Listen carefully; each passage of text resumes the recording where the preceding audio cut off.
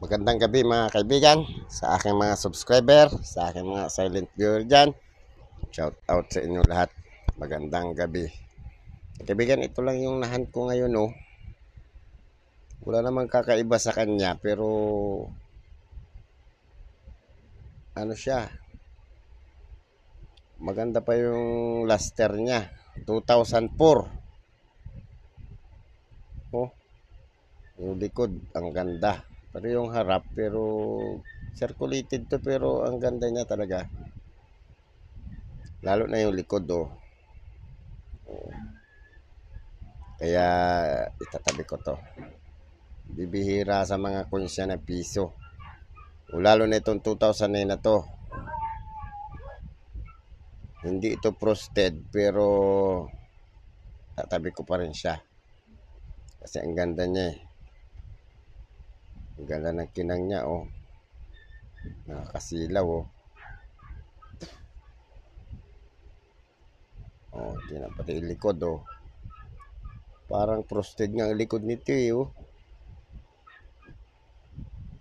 Frosted yung likod pero yung harap hindi. Reverse frost ito na 2009 ba? Parang frosted din ang frost din siya oh.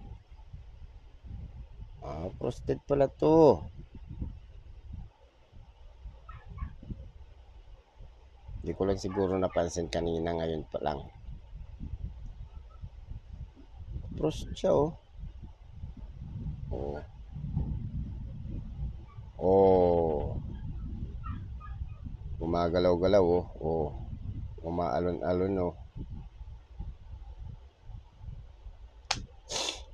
So mga kaibigan, baka naman pwedeng maglambing ng subscribe, papress na subscribe, papress na notification bell, paselect ng all para ma-notify kayo pag ako nag-upload ng video. Select, pa-like na rin at kung gusto nyong i-share, pa-share na rin. Mga kaibigan, ito yung binili ko ng 200. Tingnan natin kung magkano talaga siya. Unahin natin yung pictures niya. $20 each is BC. Pictures are issuer Hong Kong, China.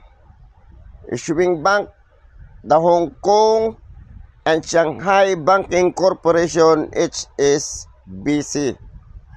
Period, Special Administrative Region, 1997 to date. Type, Standard Banknote. Years, 2003 to 2009. Value, $20. 20 Hong Kong dollars. Value sa Pilipinas ay 146. Pero binili ko to 200 mga kaibigan kasi kung ito walang mga tupi-tupi mga kaibigan at ito naman malutong din naman siya, kaso lang may mga tupi-tupi siya eh. Kung walang mga tupi-tupi yan, bibilihin ko ng 300 yan, kaso lang may tupi eh. Kaya ano lang siya, kumbaga fine lang yung status na. Currency dollar, composition paper. Papilang pala to. Kalain mo nga namang papilang yan.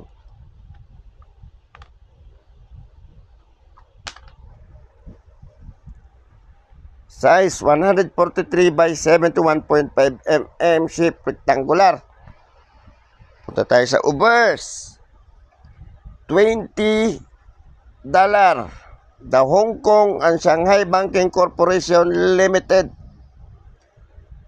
promises to pay the bearer on demand on its office 20 Hong Kong dollars by order of the board of directors.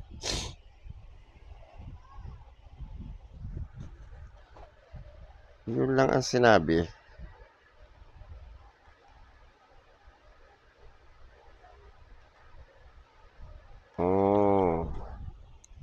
walang sinabing may leon. So ito, Hong Kong Banking Corporation, tapos ito yung sinabing, ang sabi ay promise to pay. Ito yun. Ito yung promise to pay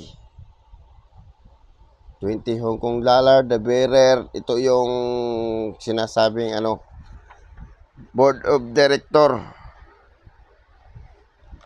by order of the board director. Ito HSBC $20.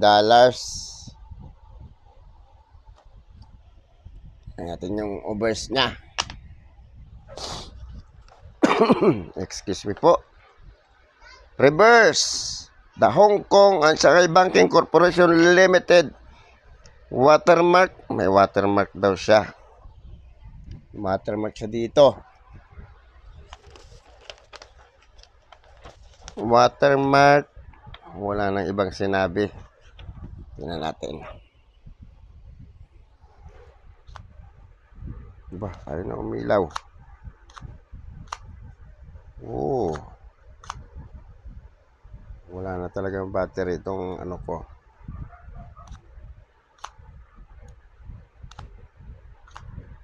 Low-bat na talaga siya. Kailangan ko nagbilan ng battery yan. So, ang mangyayari, patayin ko muna yung electric fan ko, mga kaibigan. Lighter ang gagamitin natin.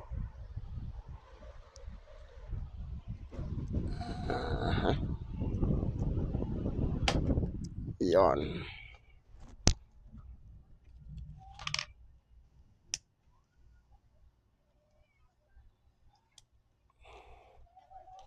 Ang sabi, ayun, meron nga.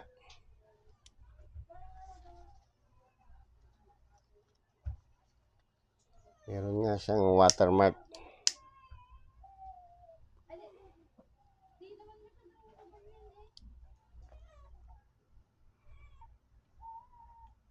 Hindi masyadong makita.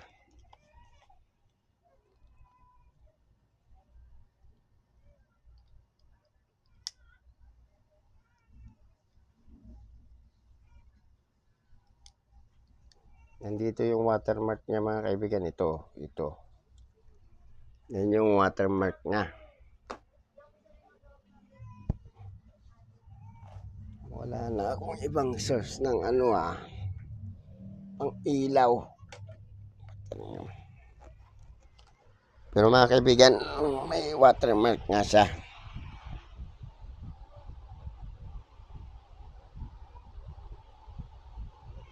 Meron siyang watermark.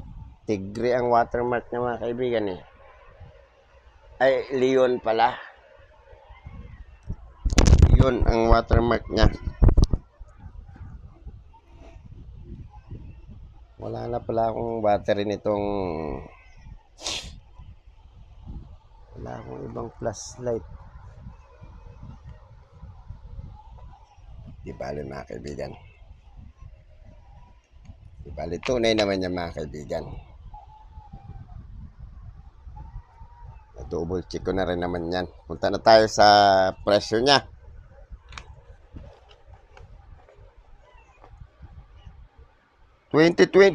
July 1. Very fine 140, extra fine 150, almost uncirculated 180, 240 ang uncirculated. Ang mahal niya.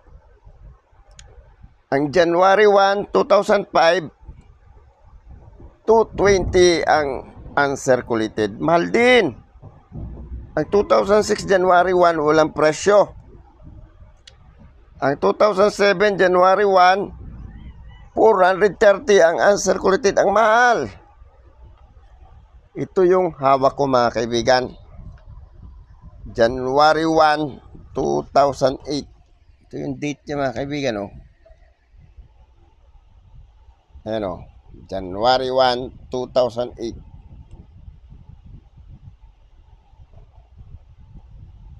Yan yung date niya, ito.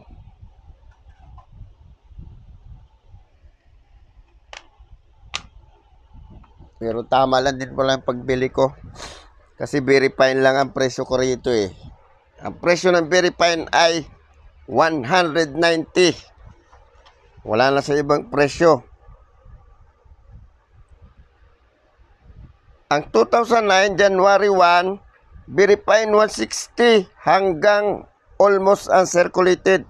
Ang mahal lang uncirculated niya, 360. Mamahalin pala yung itong banknote na to eh. Ang mahal niya mga kaibigan. Tawag niya, expensive. Pero tama lang pala presyo ko dito.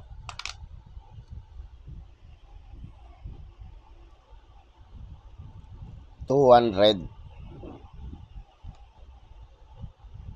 Collector's price pala talaga yung presyo ko. Pero kung ito lang walang tupi. Gaya nito, ito yung tupi niya una. Oh.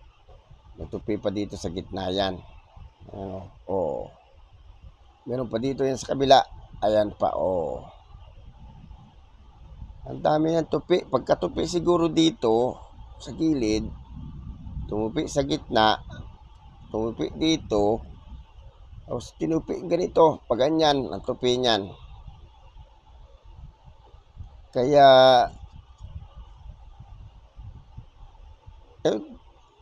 may tupi pa nga rin pala dito sa gilid, may tupi pa dito, may tupi pa sa gitna, may tupi rin dito. Ang dami nga niyang tupi. Kaya ang presyo ko sa kanya fine lang, very fine lang talaga. Pero tama lang din pala yung presyo ko. Kasi sa presyo niya na 146. Okay lang yun. Salamat sa supervisor na aming janitor. Shout out sa iyo, ma'am. So mga kaibigan, baka naman pwede maglambing ng subscribe, pa-press ng subscribe, pa-press ng notification bell, pa-select ng all para ma-notify kayo pag ako nag-upload na video. Pa-like na rin at kung gusto nyo i-share, pa-share na rin. Maraming salamat mga kaibigan. Magandang gabi.